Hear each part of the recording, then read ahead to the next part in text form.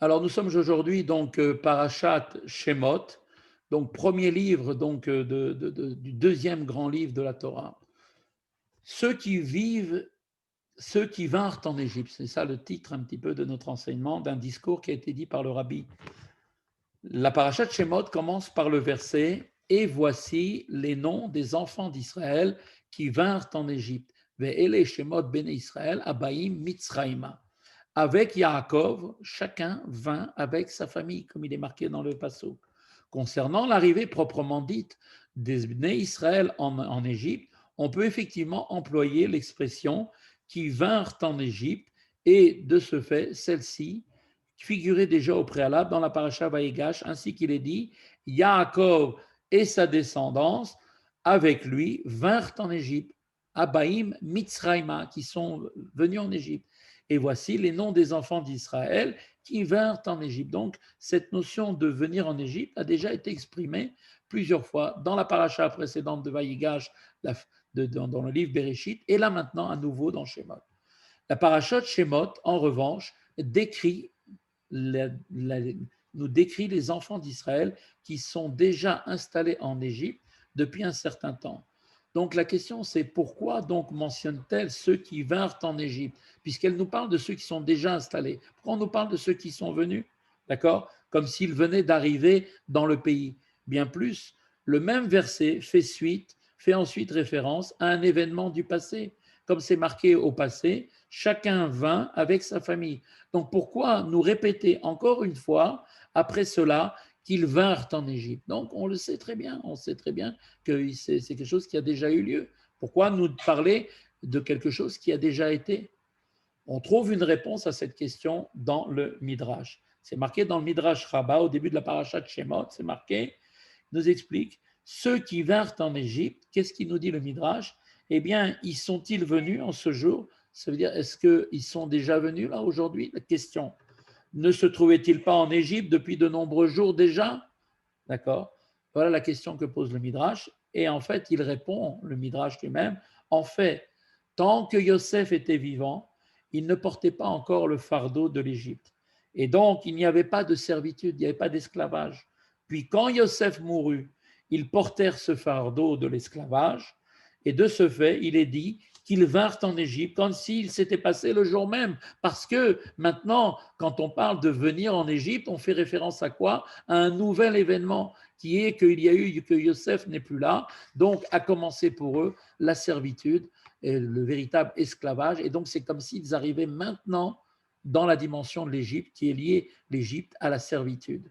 Pour bien comprendre tout cela, une notion préalable doit être introduite. La différence entre le livre de Bereshit et celui de Shemot, de même que tous les autres livres du Chumash, est la suivante. Bereshit, lui, le premier livre, relate la vie des patriarches, Abraham, Yitzhak et Yaakov, la manière dont ils servirent Dieu. Puis, dans le livre de Shemot et les livres suivants, on parle de leurs descendants, des Bnei Israël, qui ont suivi leur voie. En d'autres termes, des récits sur les patriarches qui rapportent le livre de Bereshit, les Bnei Israël déduisent des enseignements pour leur comportement personnel. Ils ont donc pu y puiser leur force, la force de mettre en pratique tous ces comportements dans le service de Dieu, tels qu'ils étaient définis par le livre de Shemot et par les suivants. Il en résulte maintenant de ça que le livre de Shemot eh bien, a pour particularité d'introduire une partie nouvelle de la Torah. On est passé maintenant à une nouvelle étape. Concernant plus directement les Bnei Israël eux-mêmes. Avant, on parlait de nos patriarches, d'accord? Et là, maintenant, on vient nous parler des Bnei Israël à la manière de comment eux doivent se comporter. On ne parle plus maintenant des patriarches et de leur comportement. On parle de maintenant la nouvelle page qui a été tournée pour que les Bnei Israël passent en avant. Eh bien, on voit en exergue de ce livre, la Torah rappelle donc que les Bnei Israël, eh bien, qui sont les Bnei Israël? La Torah vient nous dire, et elle souligne les forces dont ils disposent pour pouvoir perpétuer les voies des patriarches. Tel est précisément le contenu du premier verset de ce livre de Shemot. Voici les noms des Bnei Israël qui vinrent en Égypte. C'est-à-dire qu'en fait, elle vient nous montrer, cette première passage de ce deuxième livre, que voilà, maintenant on va commencer effectivement à raconter les propres actions menées par les Bnei Israël après maintenant la nouvelle page qui a été tournée. Les Bnei Israël reçoivent en héritage, comme on le sait, tous les caractères des patriarches. Nos Haramim, dont la mémoire est une bénédiction, nous disent en effet que seuls trois sont appelés les pères, les patriarches. On parle de Abraham, Yitzhak et Yaakov. Il est dit aussi une chose importante, c'est pourquoi on les appelle nos pères, parce qu'un père lègue toujours un héritage à son fils. Et donc il en est de même pour tous les Bnei Israël. Nous sommes les héritiers directs d'Abraham, Yitzhak et Yaakov, et c'est pour ça qu'on les appelle les patriarches. Et donc, le dernier d'entre eux, notre père Yaakov, fut également appelé comment? Israël, à l'issue donc du combat avec l'ange. Et c'est pour cette raison que ses descendants devinrent les enfants d'Israël. Le nom Israël porte en lui une élévation et une importance particulière, comme l'indique le verset. L'ange qui combattit contre Yaakov lui changea le nom de Yaakov en lui disant la raison, parce que tu as combattu avec les anges et avec les hommes et que tu les as vaincus, eh bien, tu t'appelleras maintenant Israël. Donc, il voulait entériner de cette façon le fait que Yaakov avait combattu cet ange, Lavan, Esav, et qu'il était parvenu tous à les vaincre. Yaakov possédait une force immense, une élévation hors du commun. En outre, Israël, son second prénom, est l'anagramme de l'Irosh, qui veut dire une tête pour moi, qui est en fait la tête de Dieu. De fait, Israël est bien à la tête, c'est-à-dire à la tête à Dieu. D'accord? Un juif est si fortement attaché à Dieu qu'il se trouve à tout moment en sa présence. Et le verset dans Job nous établit effectivement que chaque âme est une parcelle de divinité céleste véritable. Nishmat Elohim, Mamash, d'accord? Chelek Elokaim Imal Mamash, une parcelle, une partie de Dieu à proprement parler. Ce terme d'Israël désigne en l'occurrence chaque juif à titre personnel et tous les juifs en général. Et il établit que tous ceux-ci n'ont rien de commun avec l'exil d'Égypte, avec toutes les limites de ce monde, avec toutes les barrières qui les empêchent de grandir et se développer dans le service de Dieu. De fait, comment un juif parvenu à une stature morale aussi haute qui est maintenant un Israël peut-il encore se trouver en exil? Une grande question. Il y a là une situation incompréhensible. À proprement parler, et c'est précisément pour cette raison que le verset fait mention de ceux qui vinrent en Égypte comme s'il s'agissait d'un événement présent. Chaque jour que les Bnei Israël passèrent en Égypte leur inspira le sentiment qu'ils étaient parvenus ce jour même. C'est-à-dire un juif ne peut pas s'habituer à l'exil, d'accord? Car le pays de l'Égypte n'était pas leur endroit véritable. La présence des enfants d'Israël en Égypte est à proprement parler un fait nouveau compte tenu de leur existence véritable, la plus haute même que la notion de l'exil.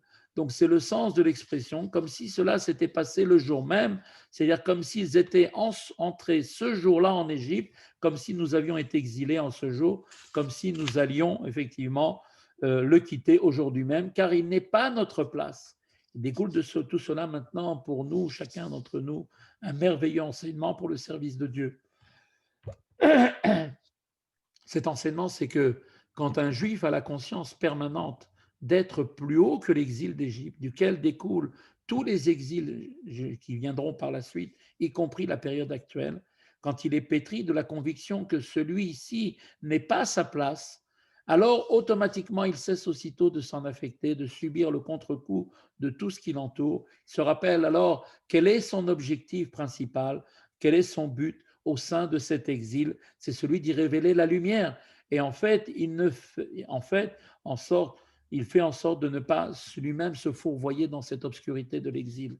Ce qui vient d'être dit maintenant s'applique à chacun d'entre nous sans la moindre distinction. C'est la manière dont nous devons nous comporter pendant la période de l'exil.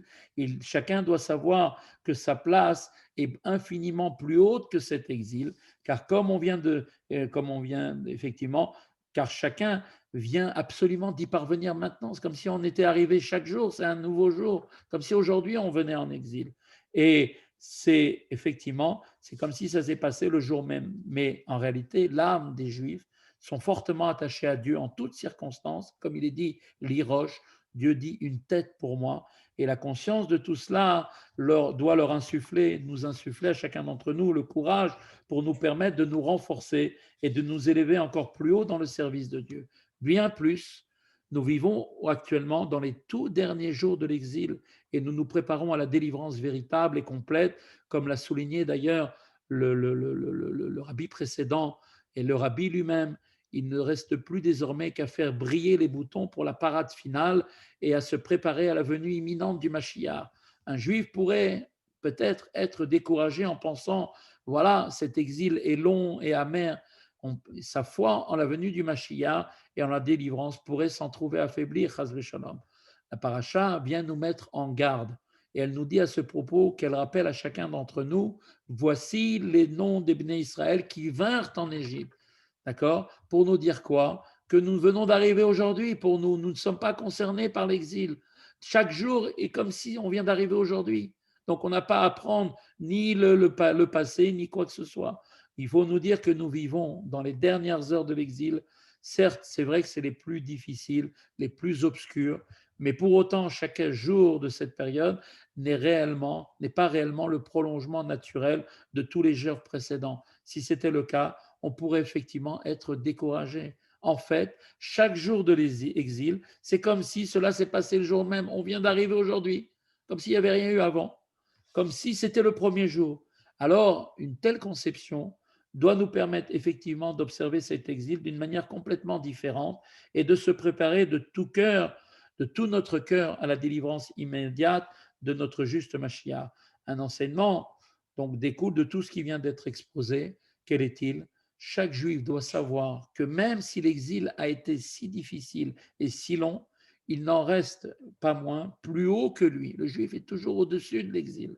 À chaque instant, un juif doit se considérer comme s'il vient d'arriver seulement aujourd'hui.